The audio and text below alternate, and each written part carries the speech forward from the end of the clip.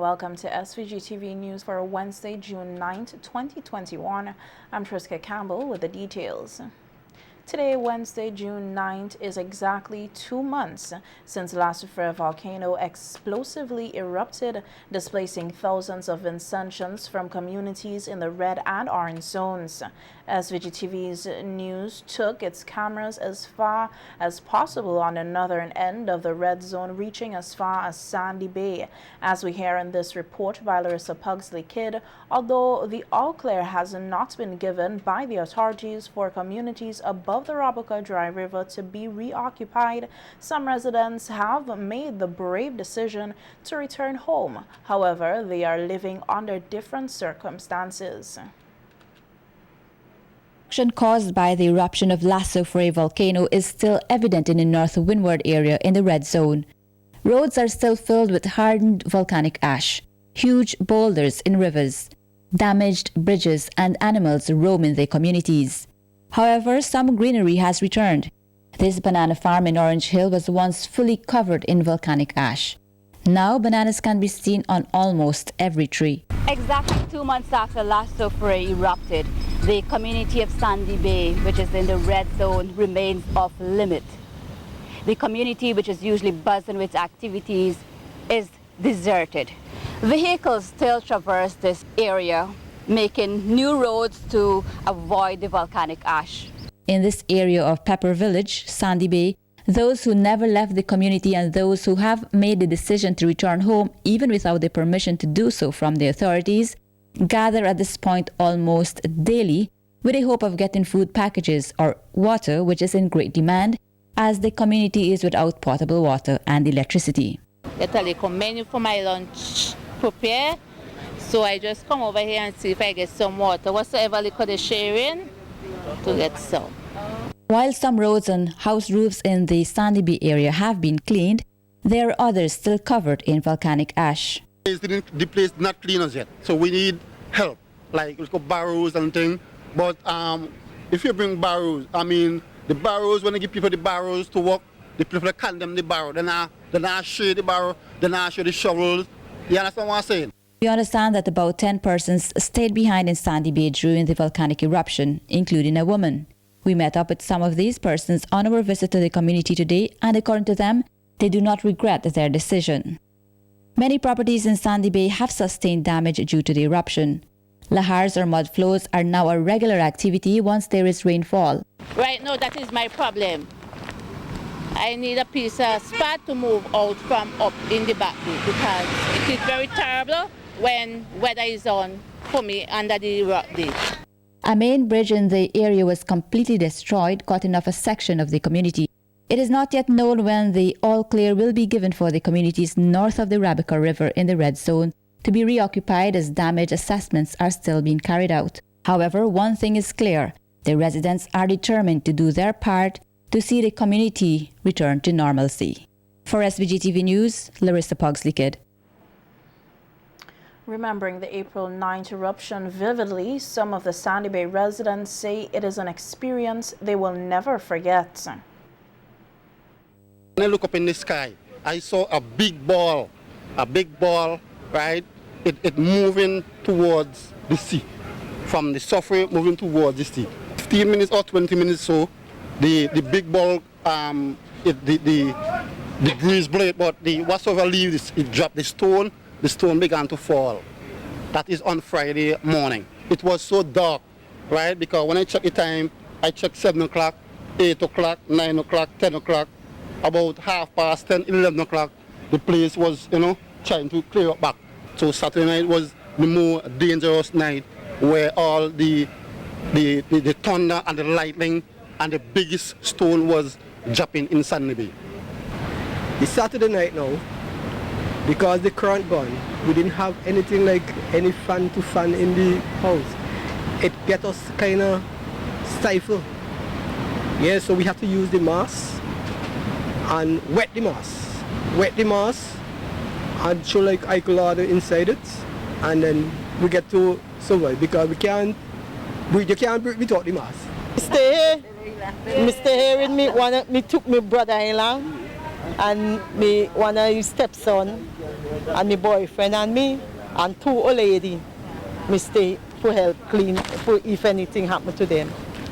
Sadly, they passed. They never left, but they after Soufriere and everything, they end up and they gone home. To me, like a more diabetes, cause they go in a coma for more days and then I respond. There was strong steaming coming from the crater of the Soufriere volcano over the weekend. However, lead monitoring scientist Lloyd Lynch said there is nothing to worry about as this activity is very normal, especially in the rainy season. On radio today, Lynch explained what was happening inside the crater and on the western side of the volcano over the weekend. Rainfall, the excess water gets down and can get converted to steam.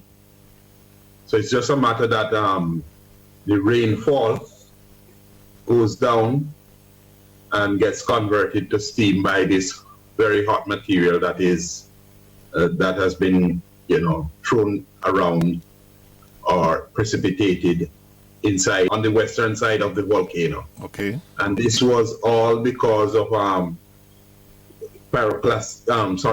lahar flows eroding into the deposits, the PF or pyroclastic flow deposits, and reworking it so that it got thrown into the water. So a lot of steam came up. In some cases, the water actually flashed into steam. With the threat of lahars or mud flows during the hurricane season, the lead monitoring scientist said because of the loss of a significant amount of equipment at the summit of the volcano due to the eruption, their monitoring system was somewhat compromised, but they are still able to identify any new activity from the volcano.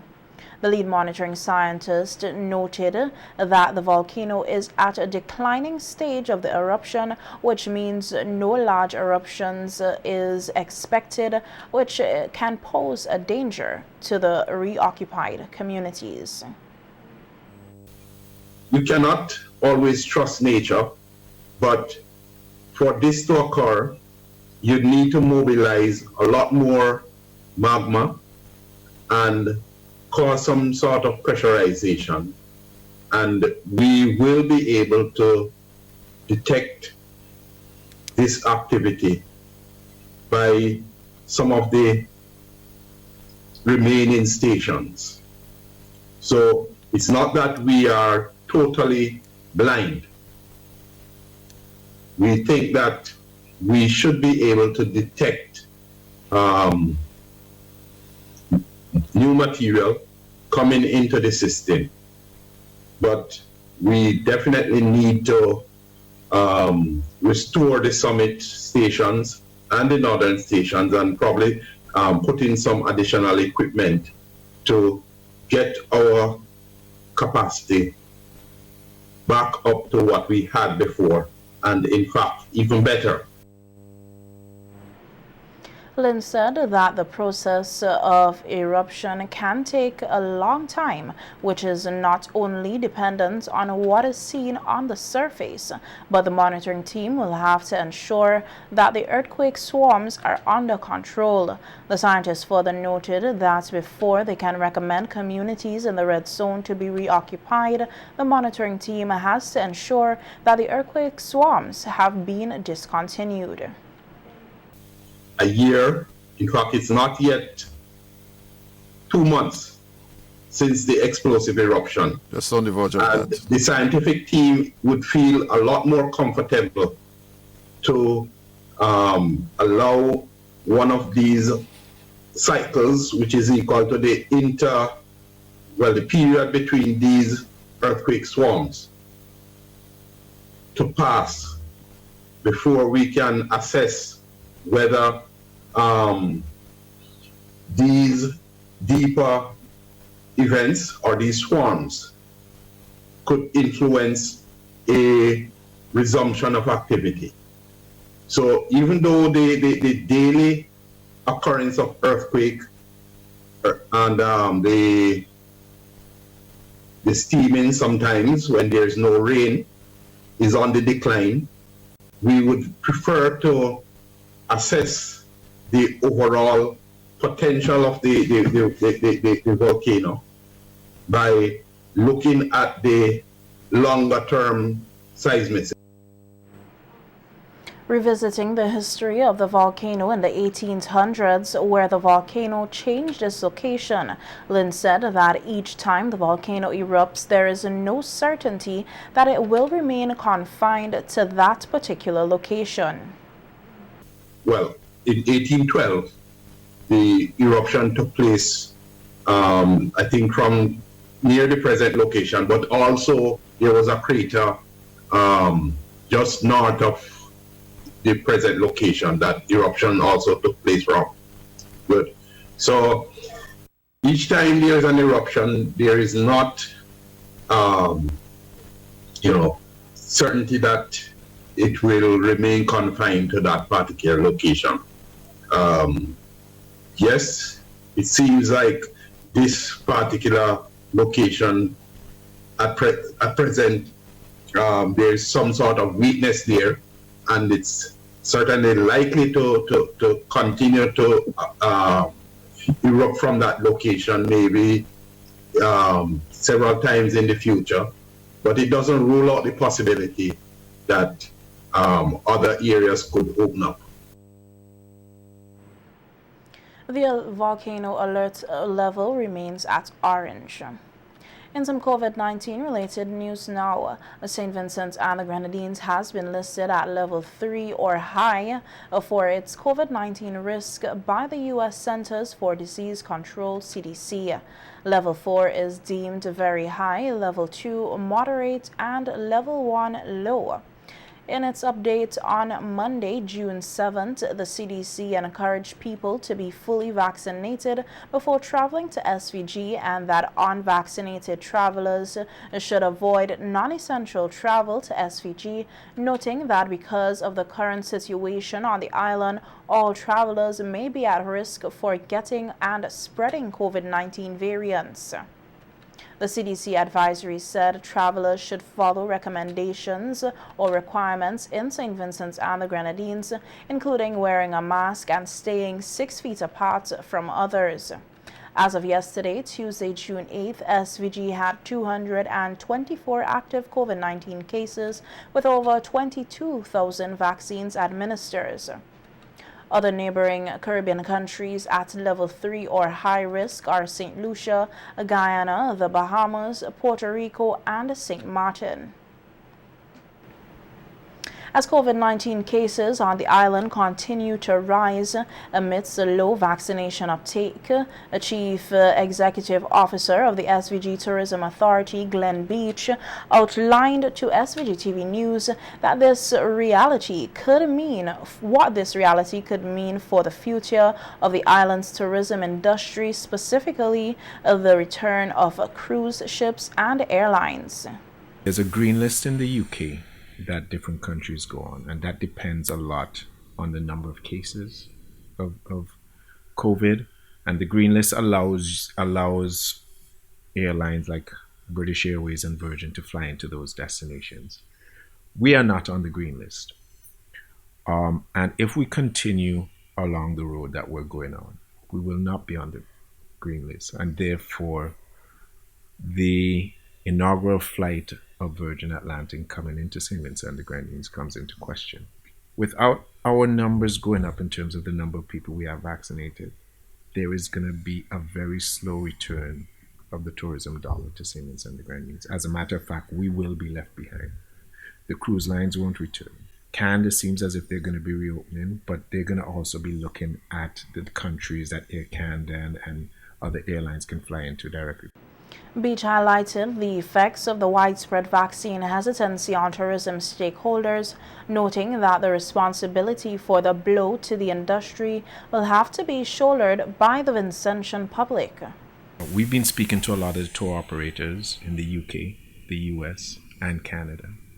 They have made it clear taxi drivers will not be able to take their guests without being vaccinated. Hotels, if their staff are not vaccinated, they won't be put on the list as potential places to stay. In terms of people returning to St. Vincent and the Grenadines, of us making that tourism dollar once again, if that does not happen, if our vaccination rates don't go up, let nobody blame whether it's the tourism authority, the Ministry of Tourism, the stakeholders, the hoteliers, because I know the hoteliers are trying to encourage their staff to take the vaccine. Some taxi drivers, don't blame them, but blame ourselves, and we need to look in the mirror.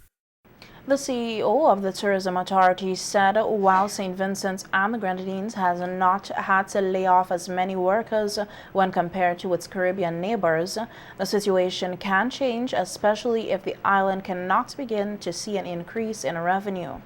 Beache said that making vaccination mandatory for some persons in the industry may have to happen. We have to understand what the priorities are to get back to some sort of normalcy. The tourism industry is not playing with it. Our competition is not playing with it. The cruise lines, if they do come in, they're going to keep their guests in a bubble to make sure that you are vaccinated. One of the things I have to put to my board of directors, which will have to go to the ministry and probably to cabinet, is if it's a policy that if you're tourism approved, that you must be vaccinated. So if you're tourism approved for taxis, you must be vaccinated. My guess is that AIA will have to put that in place for the taxi drivers out there just because of the pressure we're getting from tour operators. But we can't send guests there if the taxi driver is going to take them to the hotel or the property if they are not vaccinated.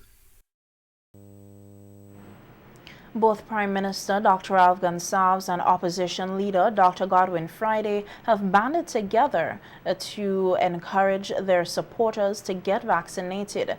Given the heavily politically divided populace, Beache says the occurrence should show the Vincentian public the seriousness of taking the vaccine. He added that while persons can be skeptical, informed decisions must come from factual information.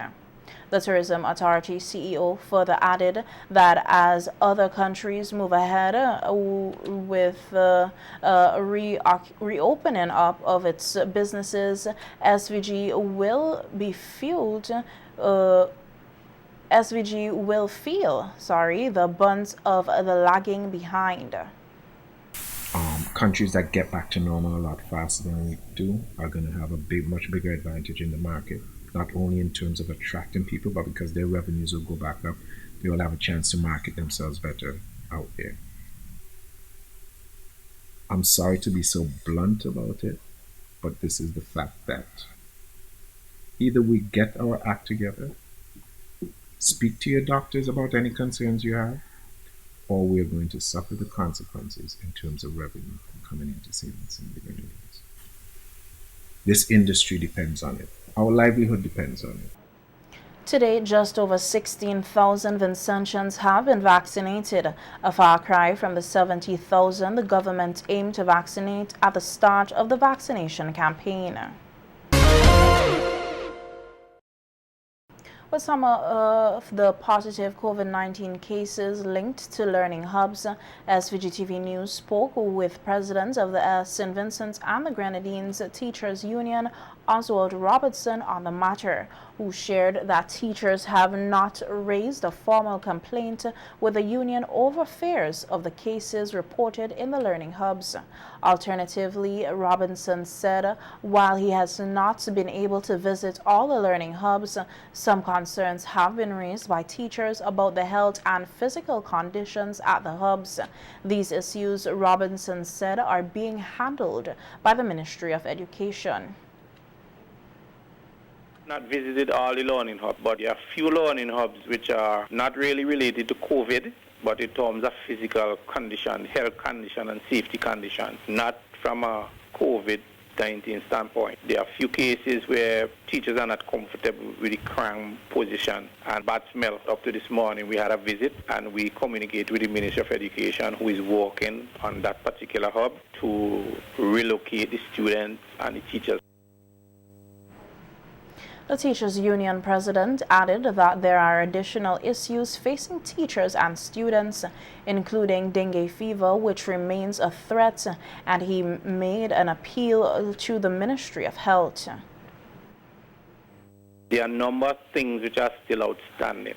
Dengue is still foremost with us, and we are still seeing a large number of garbage bins without covers, and these are havens for mosquitoes and other pests. So if you don't remove those, then you are laying a foundation for the breeding ground of a number of pests which could impact on the health of the occupants of the schools. So we are asking the Ministry of Health to please remove these bins which do not have any covers. With the sanitization of schools that were used as shelters on the way, Robinson said while the opening of learning hubs was a good idea and a necessary step, Robinson said that sanitized schools should be utilized as soon as possible to mitigate additional issues facing teachers and students at the learning hubs.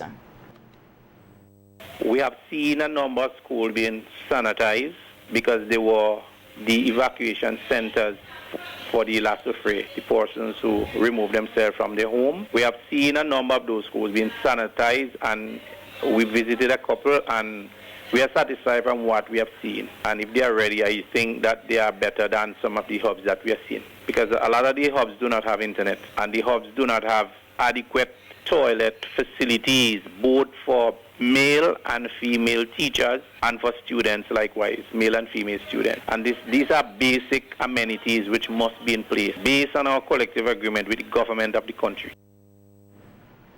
Minister of Agriculture Sabota Caesar has commended locally owned and operated company Medicinal on the recent launch of extensive fine of locally produced medicinal cannabis products.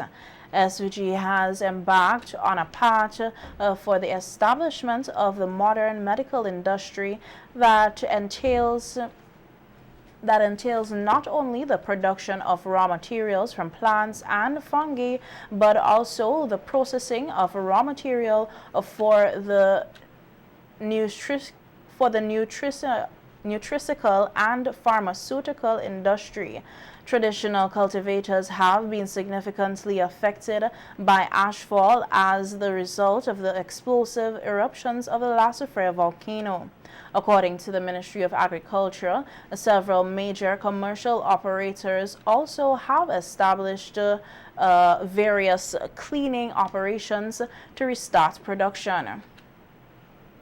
The list of items launched by Medicinal includes lotions and tinctures.